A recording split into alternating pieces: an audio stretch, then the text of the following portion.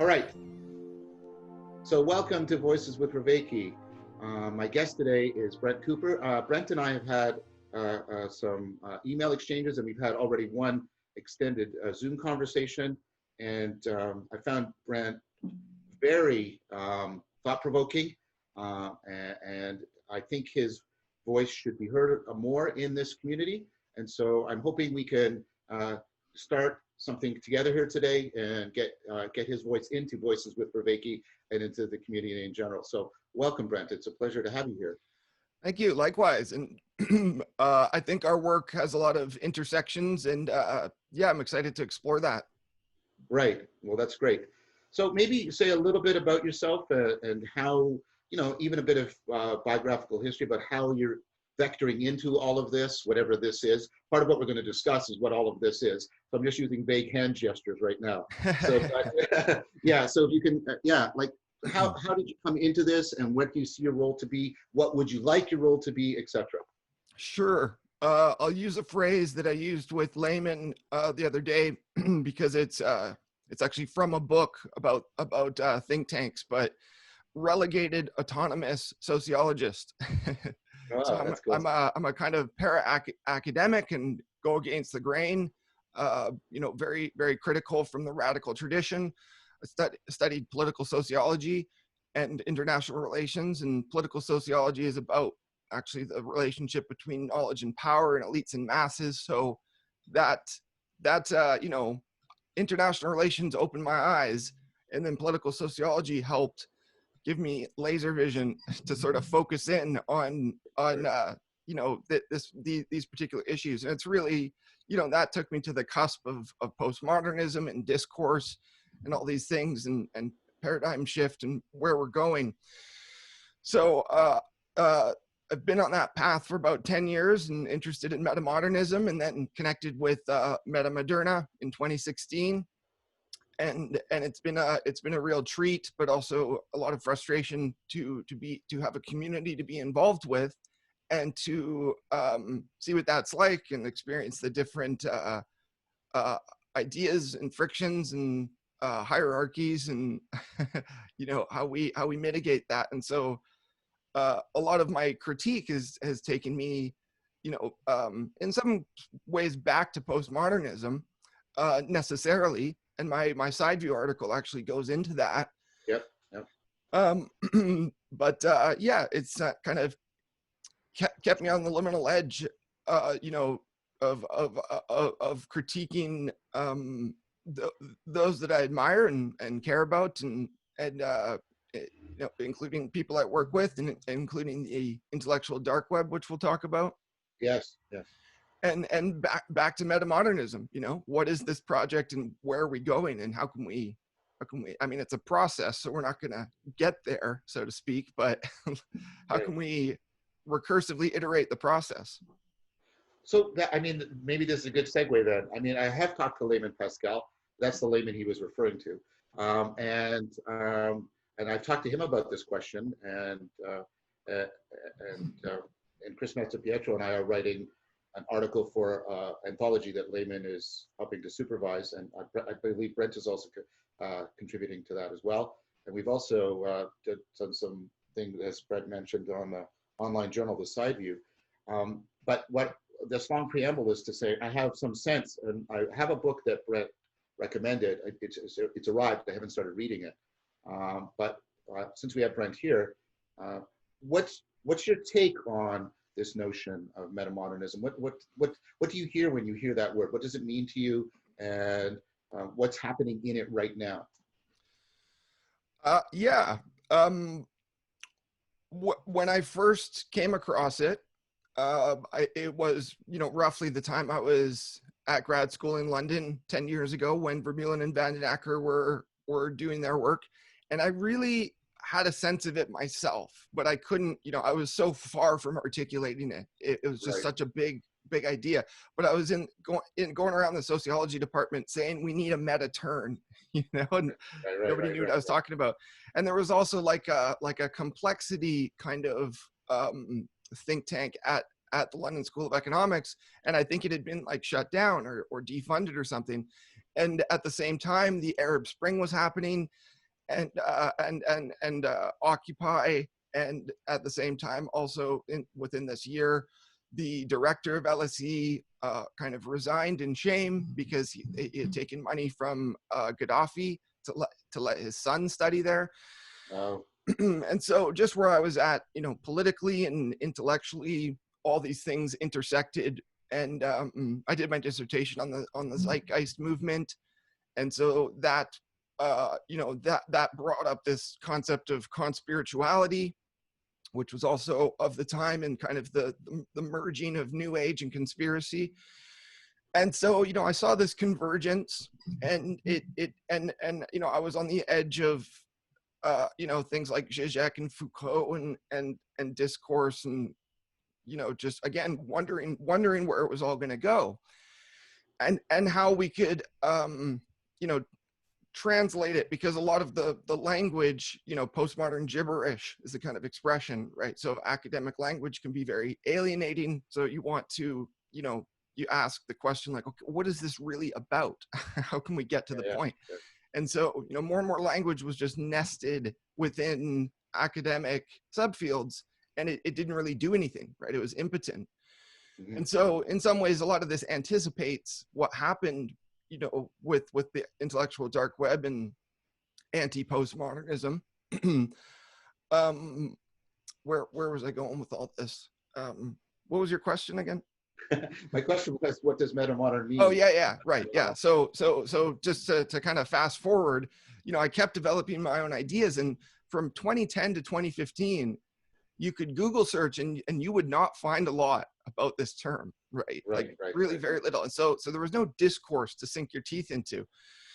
And then I discovered Metamoderna, right? This kind of think tank, and they hadn't yet published their book, but they were publishing articles. And so I thought that was fantastic. You know, I think Hansi does a great job of abstracting what this paradigm is.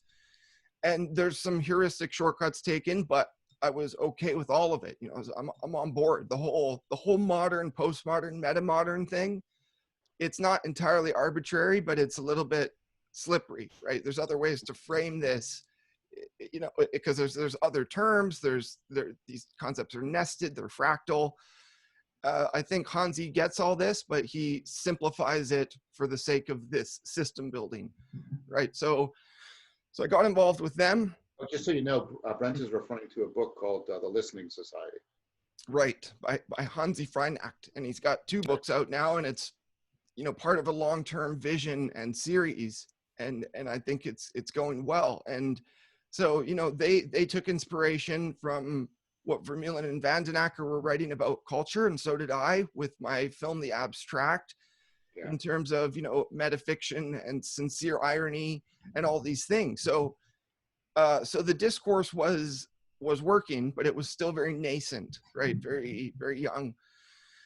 And so, you know, getting involved with that community was interesting because different people had different ideas or lack of ideas. And Hansi kind of just, you know, kept it free and open. You know, it wasn't like you have to follow my theory, but that is kind of the implication as well, right. Which is a good thing. And, you know, so I did 2 things. I tried to track the discourse and help develop a more formal theory of what metamodernism is. And my side view article is kind of the latest installment or culmination of that synthesis. I thought it was good, by the way. You know, thanks. Because I have a spreadsheet of like 270 sources now, and there's more sources coming out, of course, but it's hard to keep track of. But that was you know, aggregate the discourse so everyone can see what's being said everywhere. You know, I think that's just an important research function that, you know, no other think tanks or scholars were doing. But then the other thing was, you know, developing it implicitly through my own work.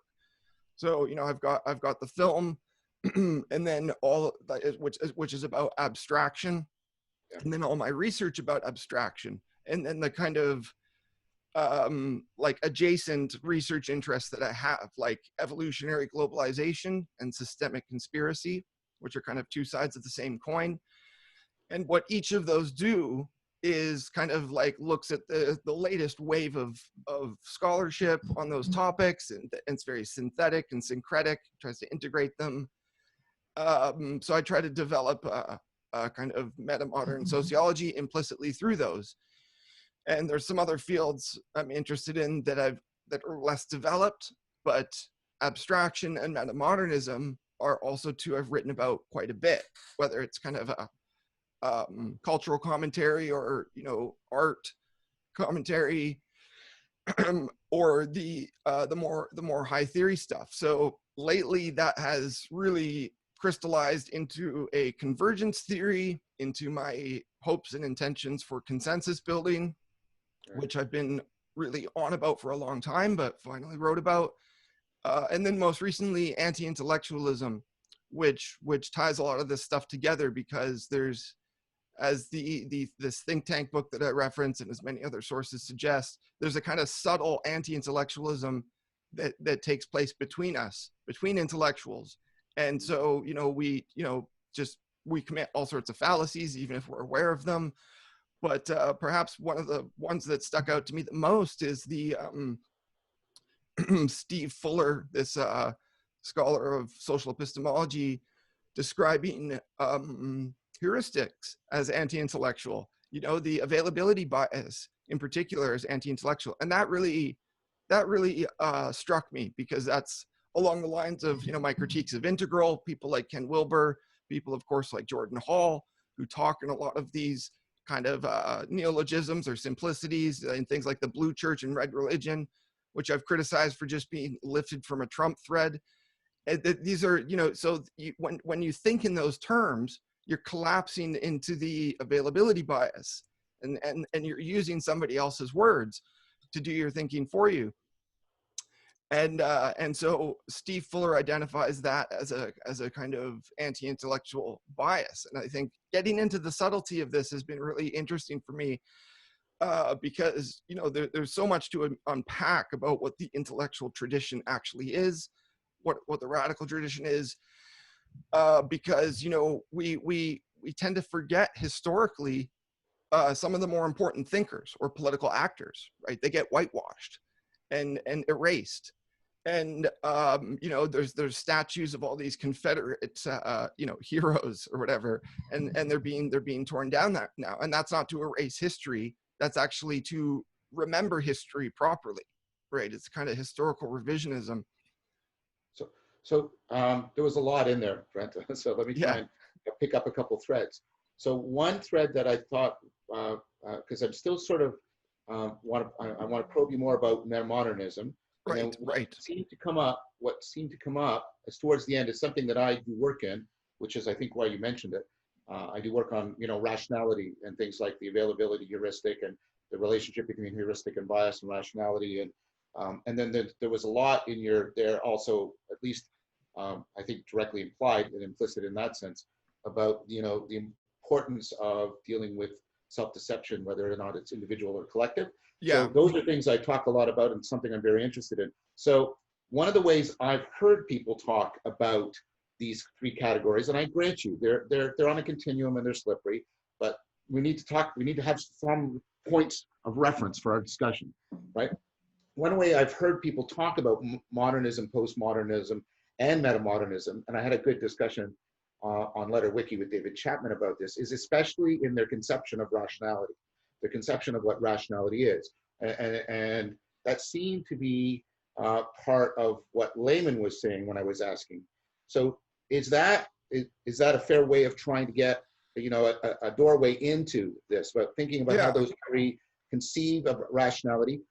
Now, part of my point, if I can just make one more point, part of my critique of what has typically been called modernity, and what I think was implied in postmodernism, especially in aspects of some aspects of Derrida, but we can put that aside for now, is that I'm thinking of his criticism of logocentrism, for example, is that modernity had a very truncated and strangulated notion of rationality, and postmodernism basically critiqued that. And then what I heard Layman saying to me was, well, and this really saying to me, because this is part of my work, right? It's no, we need to bring back a more encompassing notion of rationality, in which ideas about overcoming self-deception and more recognition of bias in our thought plays a much more fundamental role than sort of formal logical consistency. And so that has been something that I've been, I'm offering that as a point of connection so that I can better understand between my work and metamodernism. Is that a useful thing to try and explore? Yeah, I think so. Yeah, I got derailed there with my definition of metamodernism, but it's part of the story. And I think the term transrational comes to mind, right? And so there's maybe a kind of progression from rational to post-rational to transrational. Sure.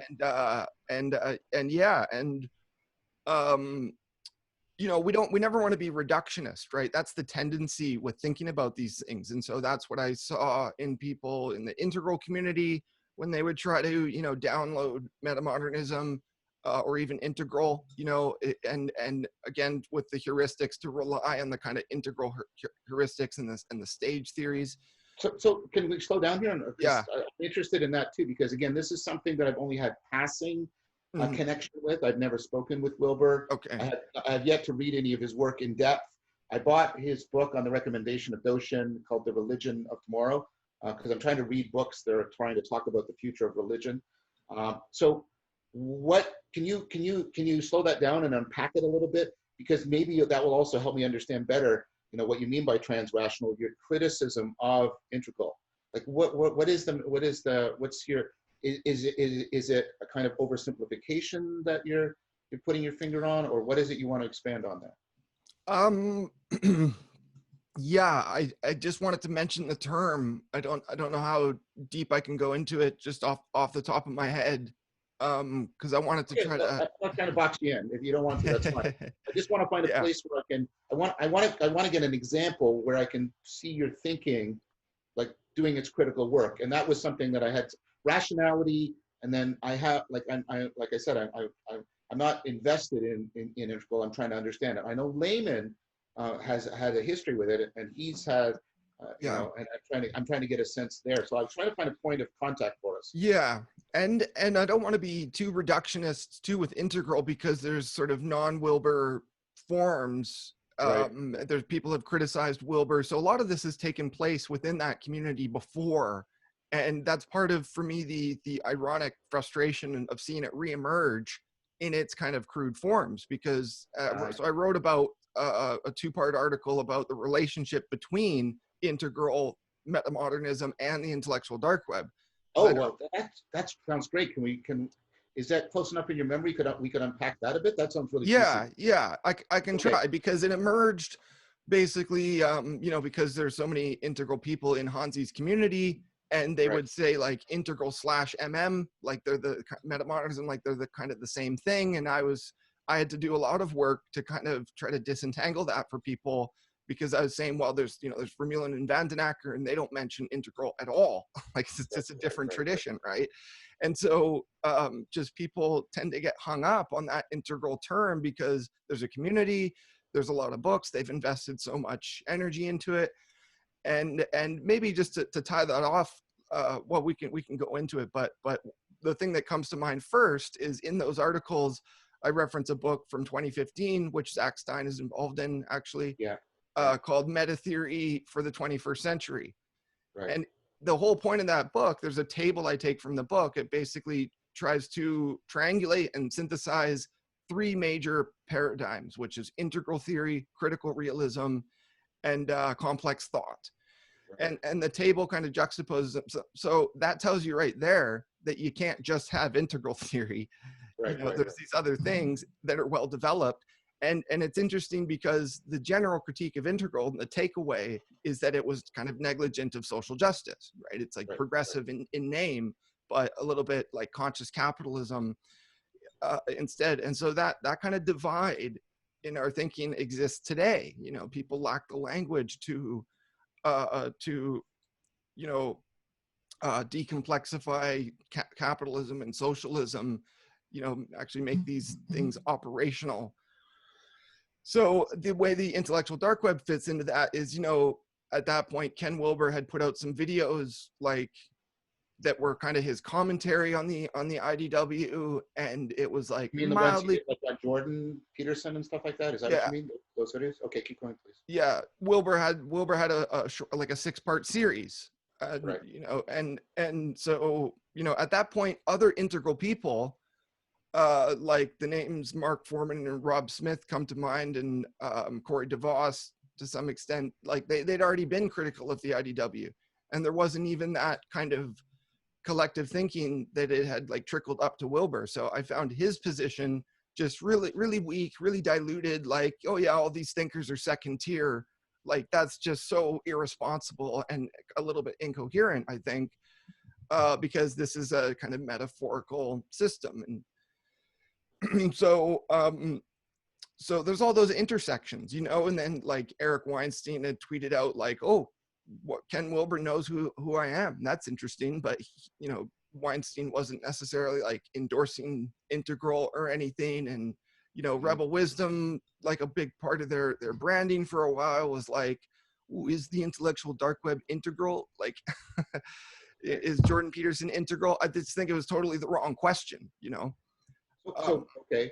So in what way, so you took time to like to pull apart, and it sounds like it was a bit of a challenge, pull apart metamodernism from integral, because people were just treating them as synonyms, and you thought that was a kind of deep conceptual mistake.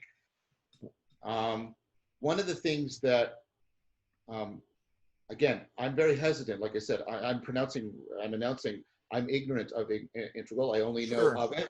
I've read some secondary stuff, so please take that into account. And I've met people who've talked about it, and I don't see the concern with self-deception and rationality, and maybe that relates to your critique about not addressing issues of social justice, socioeconomic status, things like that. Whereas oh, sorry. If I could clarify that point quickly, because I what I wanted to add was like there is sort of a integral left tradition, if you will, and also kind of activity now, right? And you know, Zach, as I said, Zach was involved with that book and arguing on the social justice side in debates. And so, you know, I sort of work with Jeremy Johnson a little bit, and he's like a left activist and integral thinker, and he draws from different sources. But I think there is some compatibility. Just to brief overview of integral, I guess it's like a long-term kind of, you know, synthetic thinking, right? So you have like mystics involved, right? And then you know, like someone I promote a lot is Michael Brooks, who also has an integral background, right? But he shares my critiques, and that he kind of grew out of the Ken Wilber version of integral. And so all of us now, we try to bring it back to politics and make it grounded. Yes, I just wanted to add that qualifier. Well, no, fair enough. And I do want to be fair. I mean, you probably know from my work that I try to give as much credit and recognition as possible to people's work. And I know Zach, and I really appreciate his work. I just got his book today, by the way, on Education Between Two Worlds. But there was something that came up. So see, my connection to integral is I know it through transpersonal psychology. And I know Jorge Ferrer's critique of standard transpersonal psychology as being tied to a perennialist kind of epistemology, and therefore not really philosophically or cognitive scientifically up to date in terms of its epistemology and its thoughts about cognition and meaning making. And I want to meet Ferrer. I never have. But he was one of the influences on my idea, participatory knowing, because he argues that a much more participatory epistemology is needed than the one that's presupposed by standard, especially Wilber's form, purely structural kind of, well, it seems purely structural kind of transpersonal psychology. So I get that, and that's how the mystic is supposed to be taken in. But it seems to me that one of the things that postmodernism does is wake people up to implicit epistemologies and get them to stand back and take a more critical eye on them. And this is a kind of the deep addressing of self-deception that you and I think both share. And so it seems to me, therefore, that because, is it fair to say that one of the distinctions between, so it's a question, not a statement, is it one of the distinctions between metamodernism and integral and the IDW is that metamodernism takes postmodernism very seriously and says that there's lots of good work and good argumentation there. The IDW, one of my critiques of it, and I have made this explicit, is that I don't think it has, the reliance, for example, on Hicks's presentation of postmodernism, right, I think, just is just bad. It's just bad philosophy, bad work, right? And so I think the IDW did not take postmodernism seriously intellectually. It took it seriously in terms of an emotional reaction to it, but not intellectually. Now it sounds to me, so this is more, again, very much more hesitant, but it sounds to me like integral also isn't properly reading or understanding. If Ferrer's critique is good, and it seems to be good, that suggests to me, it implies to me that integral did not take the postmodern revelation of implicit epistemologies and the critique of it, that integral has not taken that seriously enough in general, at least the Wilbur version. What do you think of that? I'm making I'm making an argument. Yeah. That's absolutely on point. That's sort of a point I make in my IDW critiques, and it's especially if you're drawn to metamodernism, it seems very obvious. Like, how do people not realize this? But for 30 years, there's been a kind of culture war over postmodernism, right? Like, a lot of this is rehashed stuff from the 90s because we don't, it's a kind of systemic thing. We don't need to point fingers too much, but it's like postmodernism in the 90s was waning and declining, and there was critiques, and it like, first of all, it's irreducible, right? That's the point I make in my side view. So a side view article. So there's more than just strengths there. Like, it's a whole era, it's a whole, Sure. multiple discourses. But that fractionation and fragmenting, is part of the problem with our ever expanding culture, right? It's just and increasingly relativist, right? So I think people noticed, and in the 2000s, you have these other discourses like postmodernism, right? That's actually a term.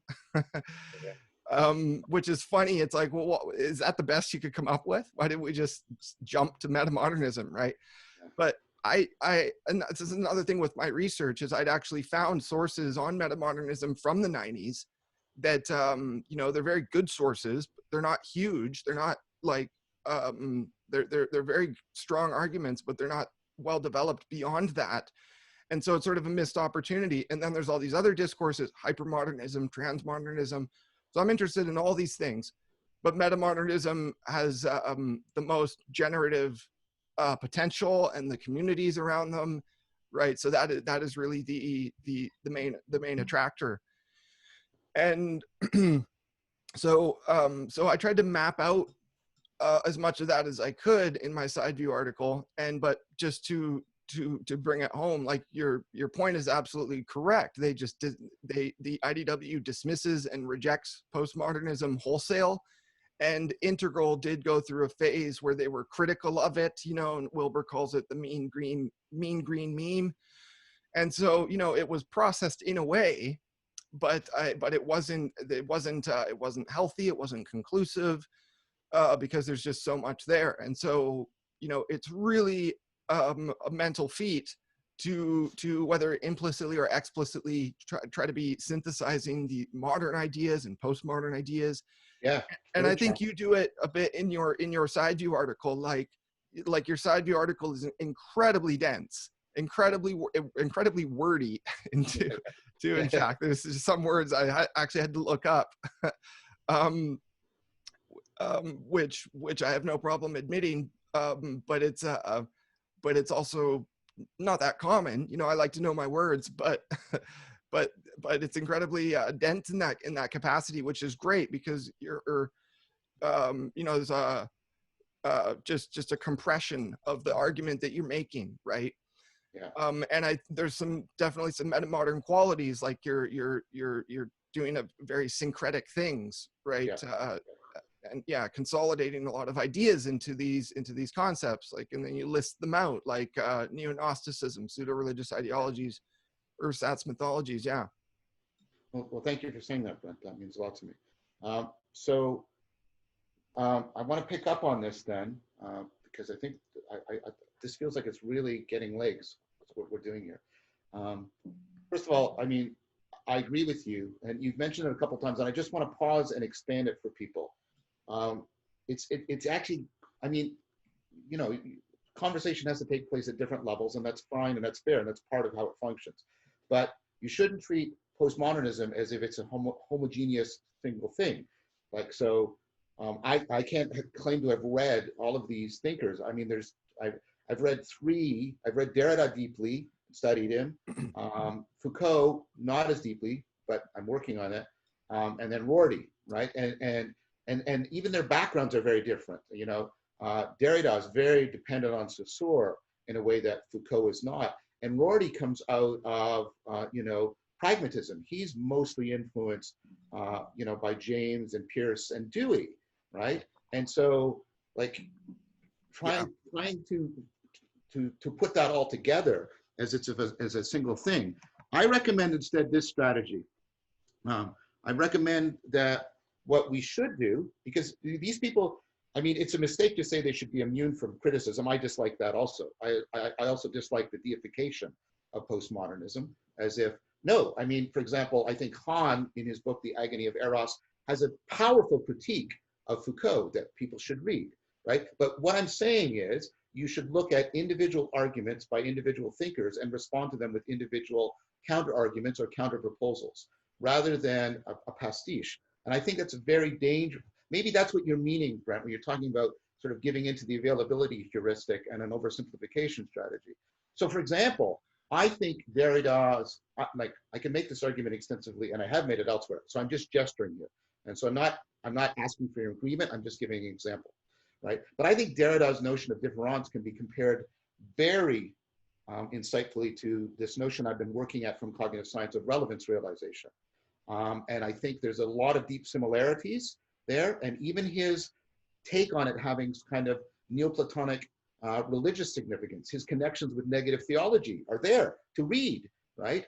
And so, but that also gives me a way of saying, but because I can connect it to cog sci, I can bring aspects into difference that perhaps Derrida is overlooking. You know, the whole stuff about embodied, extended, embedded cognition isn't well developed in Derrida.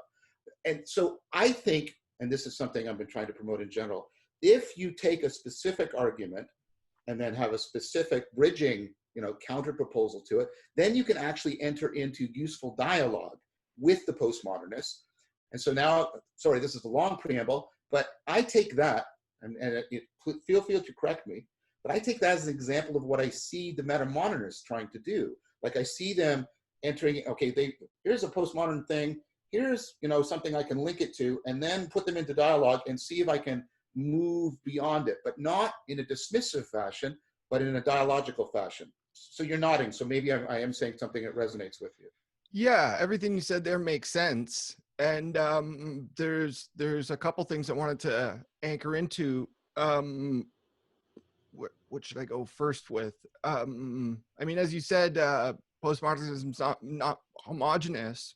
And Yeah. when you engage the texts of all these thinkers or debates, you know, it becomes less clear who's a postmodernist and who's not. You know, this idea of a label of a postmodernist is kind of counterproductive to some extent. However, you'll always come back into these kinds of expressions because within different subfields there are kind of trends, like, you know, in English literature or whatever, right? It's like they're well defined, and so you don't know until you actually dive into the literature. And that speaks to something you mentioned, that, you know, some authors you haven't read. right? Like this is true for all of us. And it made me think of a kind of generational gap too, because I think older scholars like have read more, right, than people like me. However, you know, for younger people, you know, you have the internet now, and we have access to more sources than ever, and there's more coming out than ever every day. So there's no way you can keep up with it, you know, and it's like you have to kind of find a way to grok it without reading it. However, you know, to qualify that statement, you do have to read. You do have to read as much as you can, you know. So there's a real paradox there. And so, I mean, I realized this a long time ago that I was never going to catch up, and I was never going to go for a PhD, because PhDs are about specializing. And actually, I consciously decided I was going to be a generalist, which is a very difficult path, and it's very rare. Not a lot of people do it. And some people try to do both, right? But, you know, so part of that is, you know, I wanted to pick up on this idea just because what you said triggered it. Can I just say one thing, Brent? Don't lose your Sure. thread of thought. I just wanted to point out something that Brent said that I want to highlight, and how it's bringing out kind of a new bias, a new form of self-deception, which is, and Sloman talks about this, the knowledge illusion. People regularly and reliably confuse access to knowledge with the possession of knowledge. So a standard example of this experimentally is, do you know how a bicycle works? Oh yes, of course I do. Well, here, draw a diagram and show me how a bicycle works, and then people can't do it. Now, why did I bring that up? Because the point that Brent just made about, you know, access to the internet actually magnifies that bias tremendously. People think because they have access to all this information, that's the same thing as it being in possession of that. I just wanted to, sorry for interrupting, Brent, but I thought that was an important point to flag for people. That, you know, we think about this, oh, this access is just so empowering. Well, no denying that. But you also have to understand ways in which it's triggering and amplifying powerful forms of self-deception. So I just wanted to put that in there, Brent.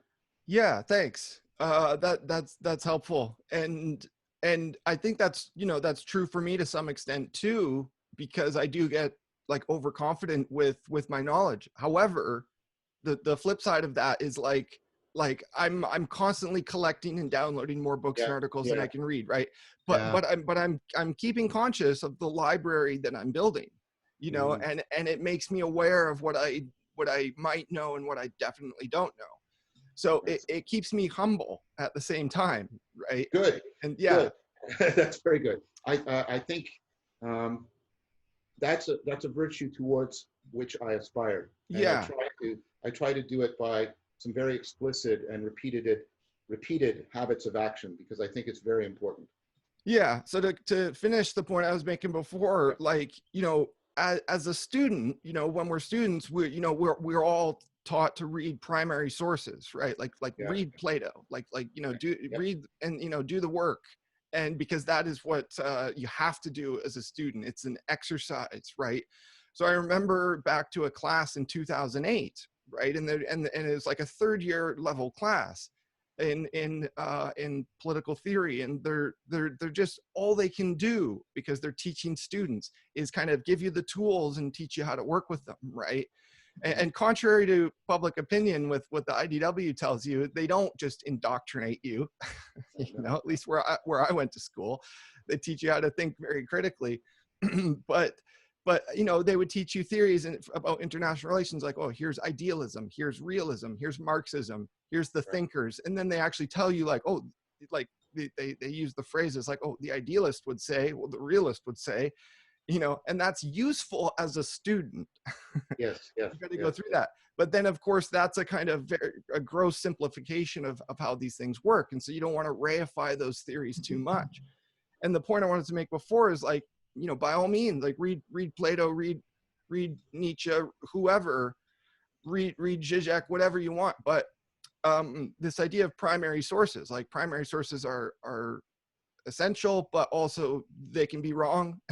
And so a kind of metamodern move, and maybe postmodern a bit too, is like you want to value secondary sources too. So like with Marx, take Marx for example, right? Marx is prolific.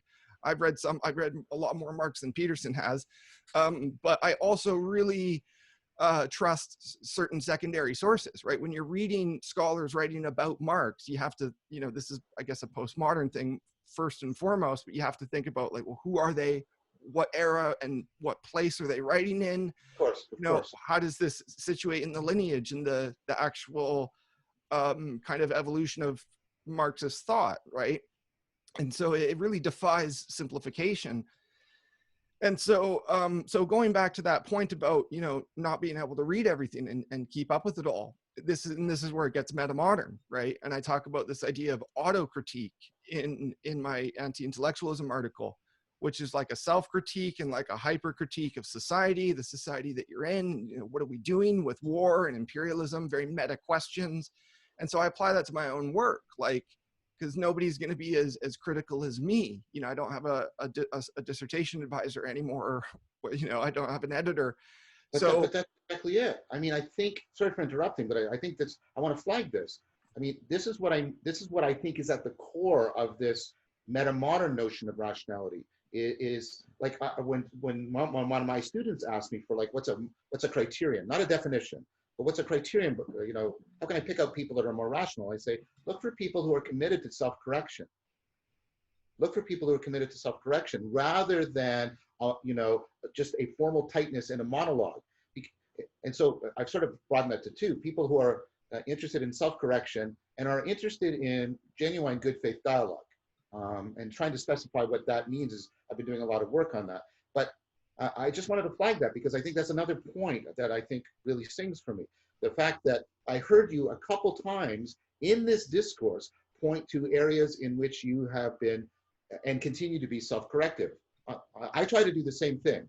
And so, I'm not claiming any expertise in that or anything like that. I'm just marking that out as exemplification of how this other kind of rationality is more properly enacted. I just wanted to say that because I think it's important to flag it. That's great. I like you pausing and, reiterating what's going on here. It's helpful. And so if I can quickly tie it back to, like, metamodernism and what I've tracked with the different schools of thought, I like what Hansi's doing. I like what Thomas Bjorkman's doing. Oh yeah, Thomas is doing excellent work. I think Zach's doing great work too. Yeah. It's taken me a while to get up the nerve to talk about these things, but I like hearing other people talk about it when they know what they're talking about. Yeah. And because I'm versed in it. So that's been really helpful. But what they're trying to do, and I'm part of that project, right, is they're systematizing and they're simplifying this kind of paradigm shift.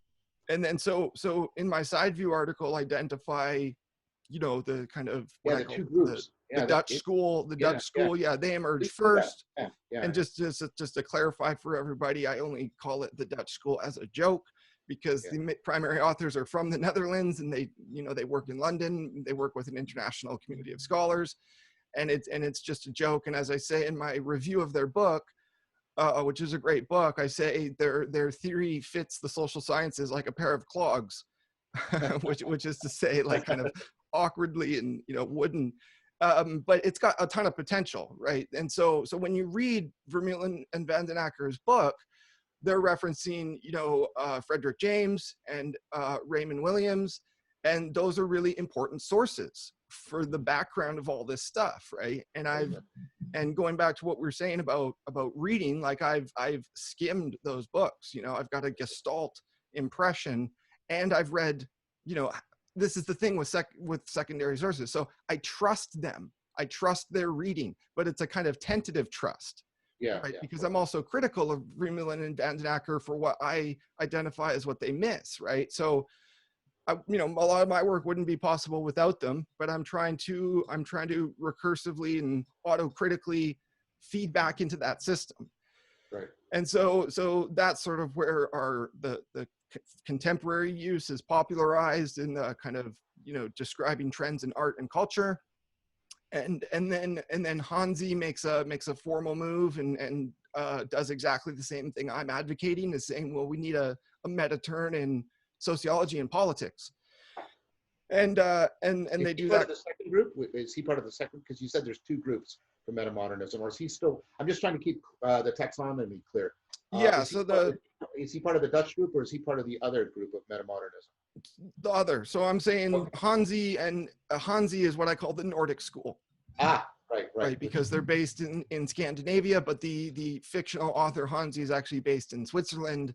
But the Swiss school just didn't sound right, because Yeah, I'm trying to talk about reality here too. So Thomas Bjorkman wants to kind of separate himself from that, but they're kind of in the same sphere. But in my article, I make a distinction. I say the Nordic school is just Hansi, because they're actually formalizing it and trying to build a community. And it's just a very, I think, cogent and powerful system. And so, that doing that allows me to distance myself from it and have a meta perspective of the two schools and the interplay. And as I said to you at the beginning, like, I've been developing my alternative view the whole time, but it comes into clearer focus as time goes on. So let's just say that's the abstract school, because I point to thinkers like Benjamin Bratton, who invoke a ton of abstraction in their work explicitly. And I track abstraction everywhere it goes, right? So Daniel Schmachtenberger uses it a lot. Jordan Peterson uses it a lot. And there's some real value there. My first article about Peterson was sort of positive in this regard. But that, of course, I have way more criticism for him than compliments. But so, this alternative is like, I'm actually trying to highlight some of the things the other schools put in the background, right? So I have a Missing Metamodernism series, which highlights a novel philosophy of technology, liberation theology, and black metamodernism, right? So that's actual focus on the subaltern, the global south, alter globalization, black studies. And of course, I think that's all very relevant more than ever with all that's happening in the world. So I just, two questions came to mind while you were saying that. So one is just because I'm ignorant, so it's a factual question. In your opinion, like your studied opinion, like do these, because I didn't get a clear sense in the article. What's the relationship between them? Is it friendly? Is it dialogical?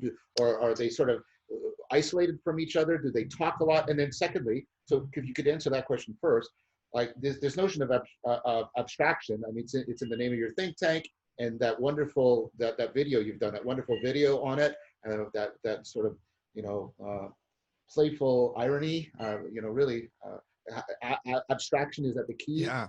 And so maybe by answering the first, it'll give you a platform for expanding on what you mean by this process. So first of all, like, what is the relationship between the two groups?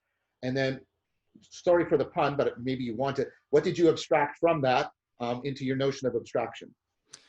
Yeah, I think there's sort of a healthy separation in some ways, but also unhealthy. Like they don't really talk that much, and some of them talk. Like there's been some crossover with Greg Dember, for example. He was in the Side View article, and for a couple years, like we would just talk past each other, And I actually had to invoke a mimetic mediator to say, as Jason Snyder, I said, bring us together so we can figure this out. And so, so what I call the Dutch school doesn't even recognize Hansi, and which is unfortunate and interesting at the same time, because I think academically the Hansi books are quite formidable. It shouldn't be written off. Daniel is a PhD in sociology, so I have advocated for us to talk. But it's never really happened. So the two schools kind of remain distinct. And of course, the original school doesn't really see itself as a school of thought. They're just academics. But I have identified lots of contrasts. Like I say, the former is more academic, the latter is more para-academic. And there's a reason for that. There's and it's interesting. So it gives metamodernism this aliveness, this tension. Right. And so, in lieu of talking, Hansi just makes a move. I think he says in the book, they kind of pirate the term from Vermeulen and Van den Acker. It's in a footnote. It's almost just in passing. And so there's that. And then also, I'm trying to do something different if I can by, trying to have a syncretic approach and look at them all and particularly, converge, because I think there should be a kind of unified body of work, not to say it's homogenous, it never will be, but so one of the things I lament in my side view article too is like year after year, more articles will come out on postmodernism, and it'll just be some hot take or new insight or whatever. But it's like, I'm bewildered how people can write about this and just completely ignore other things going on, So like the book I recommend to people for postmodernism is The Postmodern Turn in the Social Sciences, and that came out in 2015. And in 2015, like you have, years of kind of production of all these alternatives like metamodernism, digimodernism, transmodernism, hypermodernism, but there's no mention of any of those in the book. And the book is very, encyclopedic, and yet it still misses these things. And then it's myopic. It's myopic in a sense then. In a sense, it's also fractal. I mean, it's incredible. I make a note in my article, like there's 1,600 footnotes in the book. Like no books do that. Like it's got all these endorsements from big sociologists. So, it's very intimidating, right? In that sense. But it gives you, within it, there's a lot of simplifications. Like, well, here's the 5 major turns in different fields that this is what postmodernism is. So, I mean, right there, just to highlight that point, postmodernism is at least 5 things, right? And of course, it's much more than that. But this is the mistake the IDW makes, is just collapsing it into one thing, like, oh, it's relativism. Well, relativism predates postmodernism, right? It's all kinds of independent thing. Or even if you read Foucault. Like I'll talk to people, but it's funny to broaden the critique. This will happen with people who sort of speak Foucault's words, and I'll say, but have you read the later Foucault? Where the care of the self, and he starts reading Pierre Hadot, and he gets deeply interested in ancient philosophy and the wisdom tradition, and he saw that as, and I think rightly, by the way, he saw that as the culmination of what he'd been working on. And I said, there you go. Yeah. Yeah. And Foucault, died before his time, we could say. And that could be true for a lot of thinkers. I mean, how many thinkers have died without finishing their magnum opus, right? They all have unfinished manuscripts, and it's so tragic. And so that is a big part of what metamodernism is for me. Is really trying to pick up their threads and finish their project, because I remember in grad school 10 years ago, it was a kind of running joke that everybody was trying to publish their manifesto. And actually, in 2011, Luke Turner published his Metamodern Manifesto, which was just 8 points, right? It was really short. And that was a kind of tongue-in-cheek joke that, like, on a number of levels, but in lieu of writing a big book, it's like this is it, just 8 points about oscillation and irony and whatnot. So I accepted that myself, and I thought, I want to write some books, of course, but not too many books.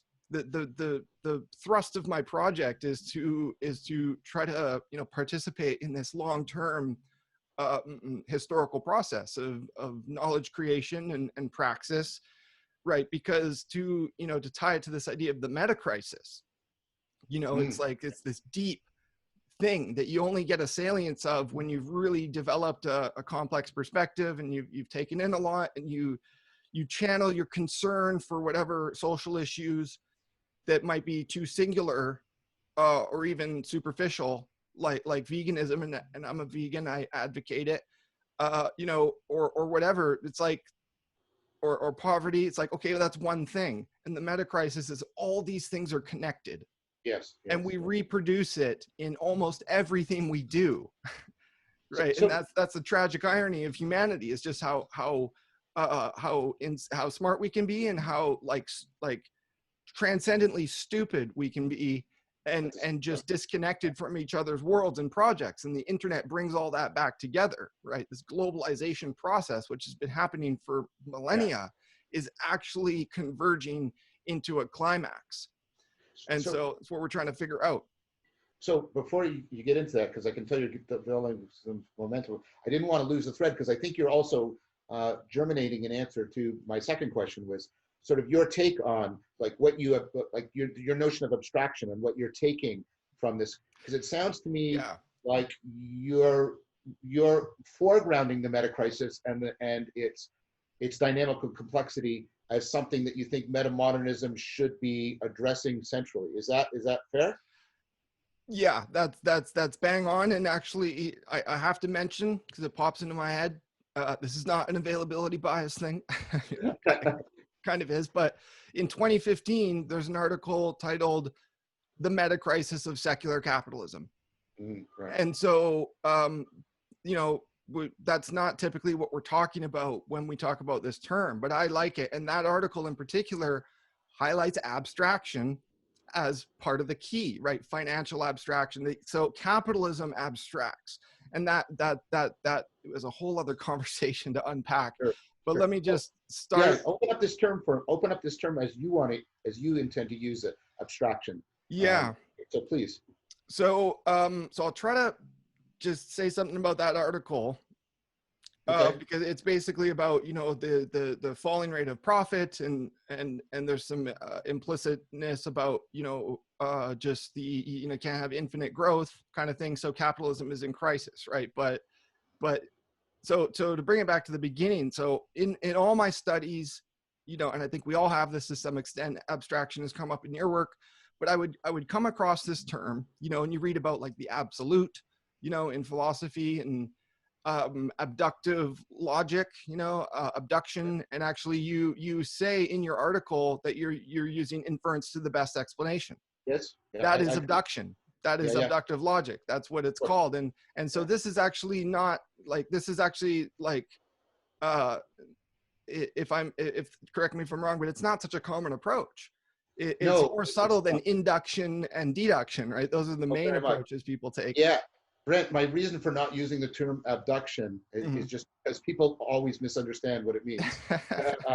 And I was very influenced especially by Lipton and others who recap, and sort of there's a little bit of a cottage industry around this inference to the best explanation. Yeah. And I found that to be the best interpretation of Darwin, and et cetera. So yes, and the reason why that comes up, and this is how maybe I'm somewhat like you in being a generalist, because cognitive science, you're not specializing in one of the home disciplines. You have to read deeply and study deeply in all of them, but you're trying to get a synoptic integration, which requires this kind of abductive reasoning.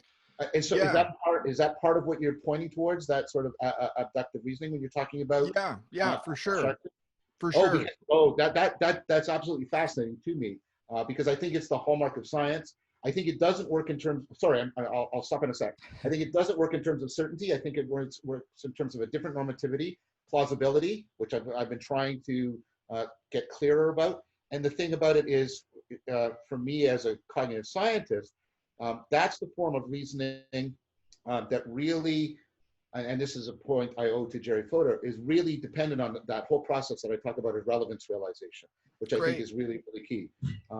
So I just wanted to say that if that's what you're talking about, then there's just a lot that I can, in the sense of intelligere, I can read into it. I can read into what you're saying there. Go ahead. That's great. And that's exactly why I mentioned your article, and I've alluded to your other work on abstraction, because there's a good chance, like, well, I'm certain that in some of this regard, you're more of a specialist of abstraction than I am, right? And so is Benjamin Bratton, right? And this is why I defer to them.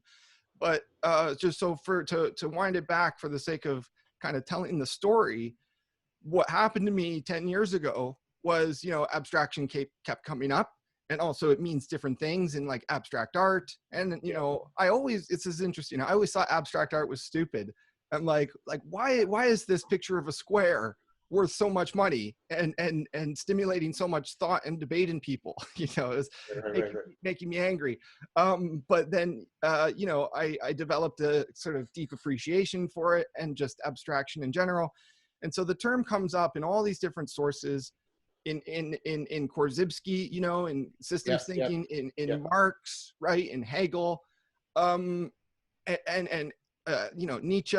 I mean, it's everywhere and it's nowhere at the same time, because I started to just develop a practice of aggregating these sources. So I have hundreds and hundreds of sources, and like with metamodernism, it took me a while to kind of get the ball rolling there, because I just found it really elusive, really hard to track. And I bring up that meta crisis of secular capitalism article because it's got abstraction right in the thesis, and also a book by Cernicek and Williams called Inventing the Future, right, by Verso Press, a leftist press, and they have a lot of abstraction in that book. And it's like, I would find it in all these places and find it talked about really cogently and really brilliantly. These people know their work, but there was no meta theory behind it. There was nothing tying all the abstraction together.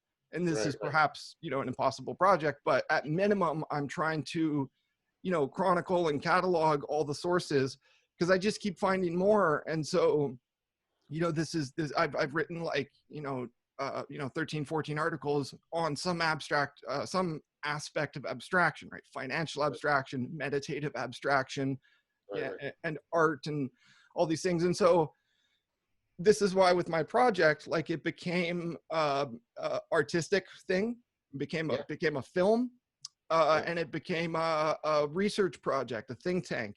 And so, this is still in motion. I still have to, read a lot more and process a lot more, but I know in aggregating that stuff, like, it kind of puts me ahead of the curve in some ways, just because it's such a monumental task. I'm trying to, like, Zizek comes to mind, because he's, every time someone mentions abstract in their speech, I log it in my memory, and I think about what they're trying to say and what it means in the big picture. And Zizek's written over 50 books, right? He's prolific. And so, of course, Peterson didn't even bother cracking one to prepare for the debate. It's just too much. And, I've read a bit of Zizek and seen him talk a bunch of times, but,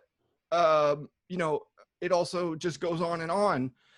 And so people get kind of tired of him, and people have their critiques of Zizek. So, but this theme of abstraction, it's the fact that it's so subtle and that it gets buried in our research that is part of the reproduction of the meta crisis.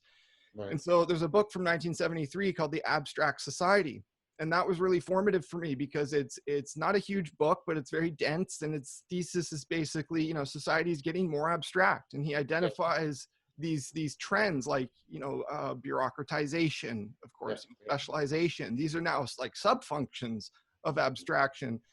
And they all add up, and we just have this increasingly complex world. And so to bring it back before I forget, with capital, right? So, because Marx talked about commodity abstraction, right, and what they call real abstraction. And there's a bunch of the kind of speculative realists that write about this too, like Ray Brassier, and like, this is like, it's the super dense writing, very hard to penetrate. Yeah, the only one of those guys that I've read in depth is Harman. So that's the only, okay. That's the only connection I have with it. Yeah, I've got a sense of it, but I've read a little bit of Morton around objects. Yeah. So to crystallize it, basically, a lot of these authors throughout history, in particular, some of these guys, they say there's not just mental abstraction, right? Because you, especially as a cognitive psychologist, that might be what preoccupies a lot of your interest. Yeah. But they say there's not just mental abstraction. There's like abstraction in the world, like material abstraction, and this is super interesting and really difficult. What does that mean? What does that mean? Yeah, that's how I was trying to like set up just how difficult it is to explain. it means, you know, we abstract the world and the world abstracts us. You know, this is just a process we're locked into. It's like the idea of like thinking, you know, ideas think you, or ideas work through you Okay. rather than you think ideas. So can I just nail down the referent of the world? You're not, you mean Yeah. more sort of like the sociocultural world is abstracting, or do you actually mean The like if there were no material world. So yeah, I'll get to this. okay. So No, I'm identifying, a lot of these authors say that there's two major forms, which is the thinking and the kind of material that they call real abstraction. And I'll unpack that, but just quickly, you know, I did an article called Integral Abstraction where I put it in the 4 quadrants, right? So this is actually really useful because I'm taking what most authors are saying, oh, there's just 2, there's actually 4. So I say there's mental abstraction, oh fuck, what is it? Mental abstraction, physical abstraction, social abstraction, and then material abstraction. what's the difference between material and physical? Yeah, so material would be the upper right quadrant, which is like the individual, as opposed to the collective. So material is on the collective level. Okay, right. And so yeah, I mean, I'm gonna try to just keep it in the binary frame because it's a little bit easier to explain. But just sorry, I'm rushing you, and I don't mean to. Go ahead. Yeah, go ahead. Social abstraction, which is not part of the binary, that's the lower left. That's the ideas that we share, right? So the idea of a nation is a social abstraction, right? And so there's all these quadrants are connected. There's an individual component to it all. But that's like the George Herbert Mead kind of idea, right? That kind of abstraction. I get that. Okay. Cool. Okay. Yeah. And so there's no integration between these fields in the different scholarly traditions. I mean, there might be implicitly, there might be a little bit explicitly, but what I was reading is most of them, just for simple yet complex sake, they say that there's mental abstraction and then material. And so Marx talks about commodity abstraction. And the point with that is that the abstraction becomes like reified, right? It becomes, it becomes its own acting agent that then you know creates the world that we live in. And so there's a dialectic process there.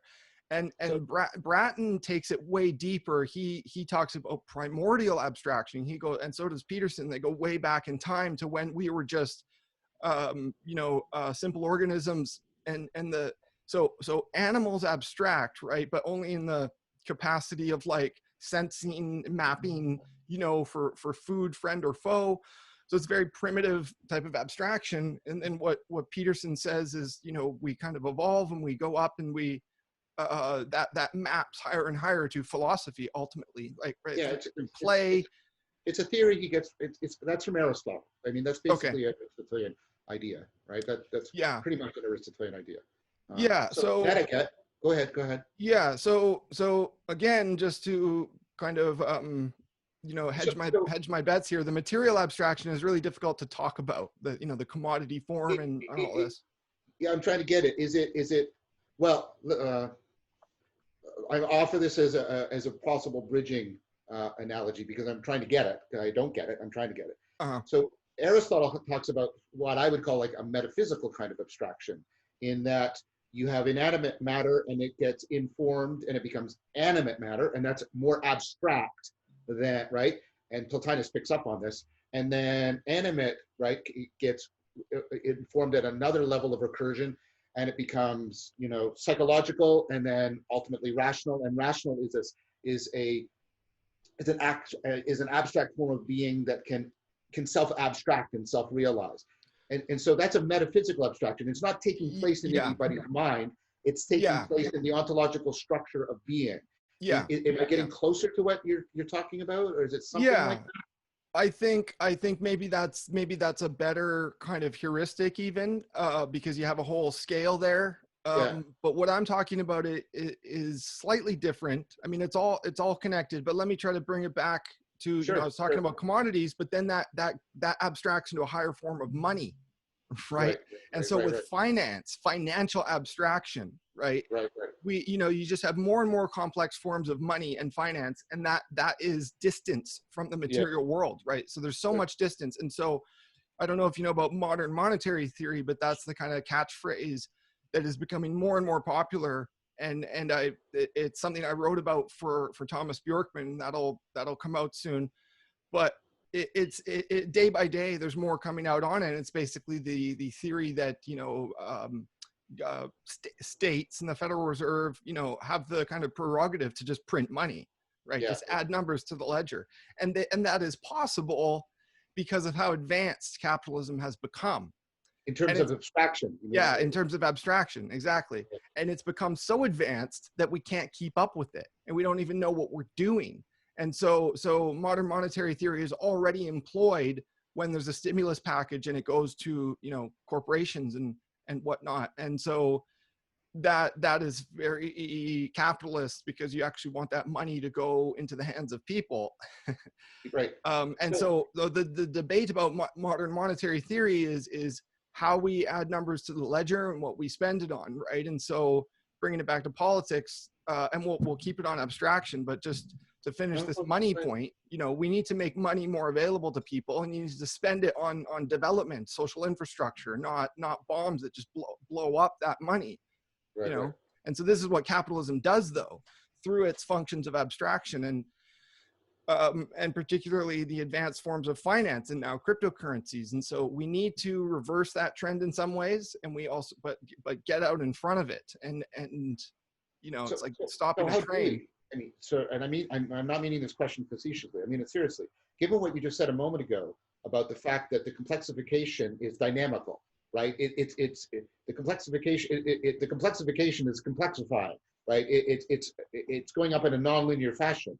I mean, and I mean this question seriously, how do we get out in front of that? It sounds like it's got a runaway, right? I've got the answer. Okay. That's good. It's not easy, but it's the way you phrase the question sets me up, because that's great to take it back to, what do we do about it in the mental abstraction? So part of my work is trying to unpack the mistakes and the fallacies we're making in our own mental abstraction. Yeah. And so, we need mass education, universal education, so that the average person has better mental abstraction faculties to engage with the world. Is this, right? And this is where your work sort of intersects with Zach's work, I would imagine. Yeah, and yours, right? Because you want people to have better relevance realization and all these things. But I'm always bringing it back to the system, because it's not enough to build out these capacities in small groups, right? You need to actually advocate for universal education, right? Yeah. This is why I was so passionate about Bernie Sanders, because he had a pretty broad platform that included, Green New Deal, jobs guarantee, and debt forgiveness and free college. This stuff is really, really important. It has consequences. And so to frame it in terms of how we ideologically abstract and how we debated, not even debated, we just argued over the past 4 years about who wore it well or whatever. We have the dumbest conversations about politics, and it's a function of bad abstraction, actually what's called vicious abstraction. So William James talked about vicious abstraction. Yes, I was going to say, I was going to ask you if James was an influence on you, because I hear him in what you're saying a lot. Yeah, and so that particular concept has a kind of twofold implications here. One is just the general bad abstraction out there. I can use Jordan Peterson as an example, because look at how he abstracts the concepts of things like Marxism or feminism, right? He viciously, literally viciously, aggressively, and kind of violently collapses it into singular meaning. Marxism equals communism. Actually, you can't get more anti-intellectual than that on that topic, because that's like McCarthyism, and it's foreclosing thought and discussion, right? And so that's a vicious abstraction. But the context in which I use this concept is actually in an article about systemic racism, right? Okay. Because it's interesting. There's a Republican strategist named Lee Atwater in the active in the 60s and 70s, and he uses the words abstract he's like, you know, we used to use these slurs, but you can't do that anymore. So what we've done is we abstracted the, you know, the politics. And so, you know, this is part of this dumbing down of culture and anti-intellectualism. And, you know, now, you know, the education secretary is Betsy DeVos, and Yeah. she's extremely anti-intellectual, like Yes. extremely just Anti-education too. anti-education. Right? Yeah. She's a billionaire. She's for these things called, what is it? The vouchers, you know, Charter schools. charter right? schools. Yeah. Right. And it's like there's so much going on there. And what we need is more universal access to quality education. Right. And, you know, a big lamentation for a lot of us is like, they don't even teach critical thinking in high school, you know, No, like this no. is basic, but part of the used to. critique of education is, you know, just making people informed enough to work and to be a compliant kind of populace. And we're seeing that all break down, right? The meaning crisis, the Yep. actual functional meta crisis, it's all breaking down It because is. we can't afford such poor, weak, bad, vicious abstraction in our thinking. Sure. And isn't there also, I mean, I talked to Thomas about this based on his work, The World We Create, because I thought part of his argument was there's also been, it's both an abstraction and a reduction, and those don't have to be contradictions to each other, of our normativity. Because he and I got into a discussion about how we used to have multiple sources of normativity. This is kind of a Habermas point too, but you know, his point is they've all been defeated, and we now have the de facto, you know, one normativity of the market. And this strikes me as convergent with Zach, because Zach and I have talked about this, about, you know, how the market normativity has become the sole basis by which we're evaluating educational success. And I hope you're being charitable to me. I'm not saying that there shouldn't be economic criteria in education. Of course there should be, because that's a facet of human being.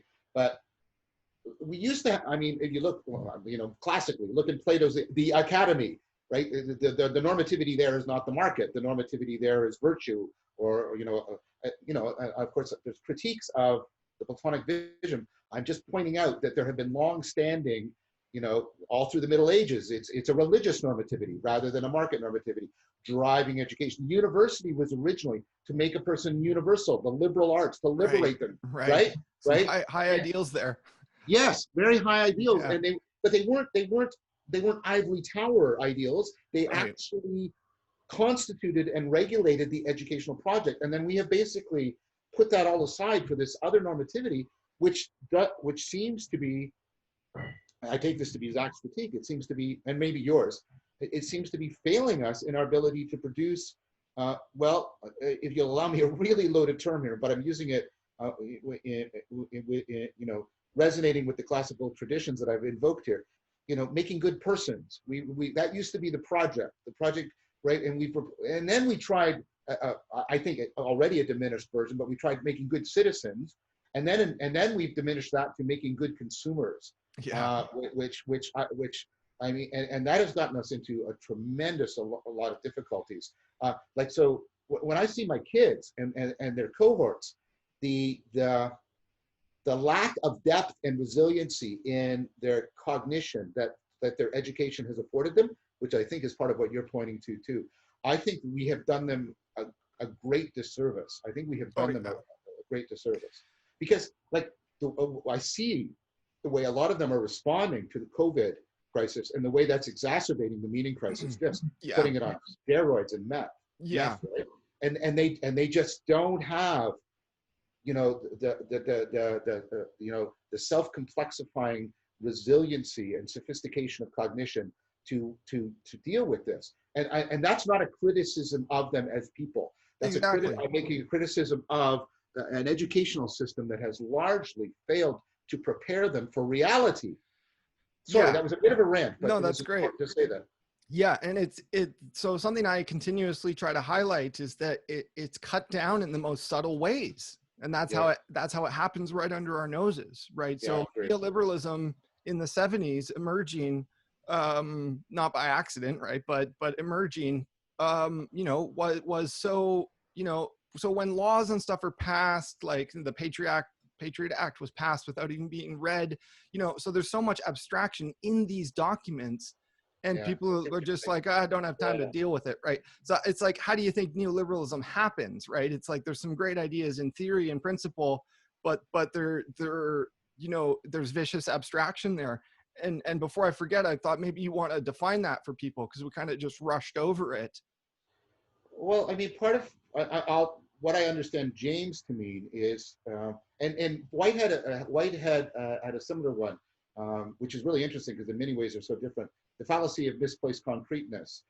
This idea that we can mistake our abstraction and we can attribute them to a reality. And I think the phenomenologists, I think Merleau-Ponty and the others were also trying to put their finger on this in their critique of what they call intellectualism. It's not what you mean by intellectualism, but it's the same thing that what James also used the same term. And again, not the way you're using it right now, but this idea that we can get caught up in, right, these abstractions and take them to have a kind of reality that we forget the processes by which they emerge, and we are then cut off from the life world. We're cut off from what I talk about, being actually coupled to our body, to each other, into the world. And that's what James was really critical of.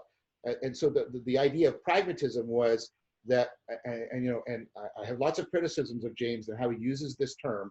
I think he was ultimately trying to talk about relevance, but that's another thing, right? That we should be paying attention to the use that these concepts perform for us, and resituate them back within how they are conditioned by and conditioning of our inactive interaction with each other and the world. Sorry, you asked for a definition. I don't think a definition is quite what I gave you, but that's a good characterization, I think. Yeah, and that's a great complex definition. Let me try to give a simple one, okay, for myself and for listeners, because part of what I put in my the article on racism, and when you search the term, this comes up, is the idea of vicious abstraction as misquotation, and I really like that, because you're cutting off the context. Right, and there's the last of contextualization is James's main point, and I think that's what you're saying there. So because when you misquote, you literally don't pay attention to the context. Right. The text around the quote. Right. And there's different types of misquotation. I go into the details a little bit, but just, you know, I think the idea of misquotation, it's so ubiquitous. You can, once you frame it in those terms, you can see it everywhere, right? In discourse and in the framing of concepts. And it's just that you're just cutting off part of the context that completely changes the meaning of the thing that you're trying to say or convey. And this is just, you know, I love the word vicious because it implies a lot of violence and kind of malice, even. But also vice. Vice. Yeah, exactly. So virtuous abstraction would be the opposite, and that is not a well-defined, developed term in what I've. I've been trying to do that. If you'll allow me, if you'll allow me to, because you did make the connection between abstraction and abduction, and I've tried to go back to Plato's notion of anagoge and reciprocal opening as a way of trying to get what virtuous abstraction looks like. And that's where I get from Plotinus, because Plotinus took that Aristotelian framework and then said, yes, but what's my cognitive, existential, and ultimately spiritual relationship to that framework? And how can I use that, right, to abstract myself up, to realize myself more and more? And so that's part of what I'm trying to do with that notion, and trying to bring that notion back, is try to get at, but what's the virtuous version of making use of this human capacity for self-transcendence? Because that's what the abstraction is actually rooted in. But it's, I mean, the vice, I would argue, comes from perverting that primary ability for a human self-transcendence. And that means there should be virtues of self-transcendence. And instead of maybe giving a definition, maybe trying to articulate the virtues of self-transcendence, would be the way of trying to articulate what virtuous abstraction is. And that's a proposal I give to you. Yeah, and I want to be careful here, you know, because what comes to mind is the you know, the schism or the contrast between psychology and sociology, and I've written about this a bit in different places. It's a constant theme. I'm a sociological guy in a world of mostly psychologists type people, and so with virtue and with the wisdom tradition, right, and Stoicism, it's often framed in terms of the individual. And how could it not be, right? So, well, but I mean, sorry, I want to interject there, because I mean, I have been developing, and I think this is, and I'm not a maverick in this sense. This is a key feature of 4E cognitive science, the centrality of distributed cognition, the breaking out of the monolithic mind, breaking out of monological thought into dialogical. I mean, this has been something that I think is properly being emphasized now and developed by a lot of people. So I think if you, I would make an argument that there is a, I'm not trying to push, I'm not trying to dismiss you, but I think I would say that there is a community of people within the psychological camp, broadly construed, are engaging in a very powerful form of self-correction around exactly this issue. That's great. Yeah. Yeah, and not to single you out in any way, but I wish that was, you know, I still have higher hopes. I want to see more. And, you know, a psychologist that comes to mind, right, to defer it from us completely is Steven Pinker, right? I made this point to Daniel Gertz yesterday, is like, you know, the critique in Jacobin came out of Steven Pinker, and, you know, the headline is a bit rude. It's like, yeah, it's proven Steven Pinker's full of shit. But the article is great, right? And this is the point. Like, Steven Pinker can't take critique, right? He gets into feuds with people like what's his name, Phil Torres, and many other people, right? But so there's no autocritique, there's no reflexivity, and you know, Pinker really leans into the kind of brand of the optimist, right? It's like almost a joke, you know. And so criticisms of Pinker made explicitly. Yeah. I mean, So, you know, so to make sorry, the I'm move, interrupting you. the move to sociology, you know, there's much bigger implications for that, and this is why I titled my article, like, in the side view, mapping metamodernism for collective intelligence. Right, there wasn't a lot of space to unpack that, but it's kind of a jab at what's happening with this term collective intelligence. And intelligence is the operative word there, because it's a lot of people instrumentalizing this, you know, whether it's in like you know, Silicon Valley communities or whatever, that reinforces that distinction from like the masses of people, right? And what we want to foster is intellect, distributed intellect. And so, you know, literacy. I mean, there's not even a basic literacy. Well, I mean, maybe I'm talking about something similar to this then, because I talk a lot about, because I'm, you know, I have an ambivalent attitude towards intelligence. I think that which makes us adaptive also makes us prone to self-deception. And so I think I say the project should be about trying to, maybe you won't like this, but I think about the way I see individual wisdom as using intelligence to acquire psychotechnology of self-correction that affords rationality, the way we've talked about it. I've talked about that we should be trying to cultivate collective rationality, not just collective intelligence. And that to me is a central project right now. Yeah. And I think with self-correction, like we could keep, you know, anything with the self and self-deception is very subtle, like, because we all know geniuses that have some pathologies, and then it's kind of a paradox of how do you challenge that person, right? It's like they're threatened by your critique, and then there's implications for them and how much they've invested in that line of thought. So people underestimate the implications of self-critique and of metanoia, which is like a deeper spiritual and intellectual conversion. It is. And I think, I think there's a spiritual aspect to this. Brent, I'm sorry, but I'm a good place to wrap it up. Yeah, it's a good. Well, okay, but that, first of all, I would like to invite you to come back in August, and we do another one of these for Voices with Vervaeke. And if you're in agreement with it, I'd like it to zero in on that last very provocative point, because I don't want to just leave that sort of dangling. The spirituality, which is something I'm very interested in. I don't like that term, as you know, but there's no other term right now. The spirituality of all this, because you sort of brought it out and you've alluded to it in a couple places, and you invoked a term drawn from the heart of, you know, Neoplatonic Christianity, metanoia. So I'd like to bring out, because this is also an area where I think what we would talk about would intersect with laymen, right? The spirituality of metamodernism and your project. That's great.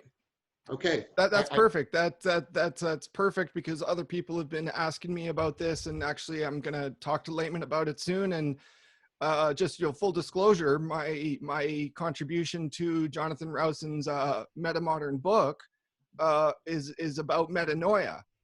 But it's up in the air whether I'm going to still contribute that, because I'm actually going to try to publish on metanoia on my blog as soon as possible, because I just want to get this content out there, and then we can talk about it. So I'm really glad you picked up on that at the end, and I look forward to that discussion. Oh, well, great. So maybe what you could do, and I will respect your complete intellectual property over it, but maybe you can send me the most recent draft. Oh, sure, yeah. And then I could read it, and that would give me a little bit of background that we could go into it. Because, I mean, this is a concept that's very important to me, too. Sure, so, great. Brent, this has been really wonderful. I hope you feel that you were given like a welcoming space, because Absolutely. that was my genuine intent here. And I really enjoyed this. I mean, there's points of difference, but I thought there was a genuine good faith dialogue, which is, and I've said this before, and you've earned my trust, because trust should be earned. If I get a sense that people, even if they differ from me in certain ways, are willing to enter into good faith dialogue, then I want to talk to them, especially if they're bringing the kind of insight and the acumen that you are bringing to it. So thank you very much. Right on, yeah. Insight porn, as Peter Lindbergh would probably get really turned on about. So yeah, I really appreciate the welcoming context here, and it's enabled me to have a good dialogue with you. So thank you.